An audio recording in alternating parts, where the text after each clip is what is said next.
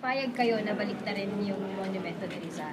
Ayoko naman na nakatalikod si Rizal. Personally, nung bata ako, dahil distrito ko rin yan, bakit nga naman siya nakatalikod sa syudad? At bakit siya lilingon pa? Anong dahilan ng kanyang paglingon? Dahil ayaw niyang mabansagan siyang traitor.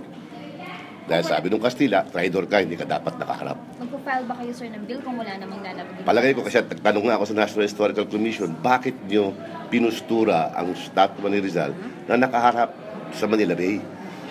Pumayag kayo si Raha Suleiman nakaharap sa dagat dahil inaabangan niya baka sugurin siya ni Limangong. Bakit si Rizal kako? Yan ba ang historical facts na siya nakaharap talaga nung baril siya sa dagat? It's up to the Historical Commission to rectify if there was an error. But to me, Rizal is a national hero.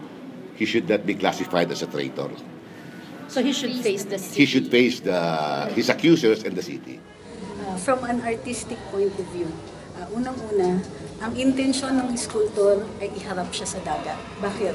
Ang tubig kasi ay pinahahalagahan natin. Tignan mo ang mga real estate values ng mga property. Pag nakaharap sila sa tubig, rivers, oceanside, seaside properties, mahal yan.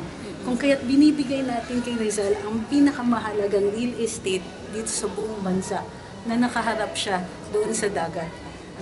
Ito ang isang simbolo ng pagpapahalaga natin doon sa tinatawag natin unang Pilipino.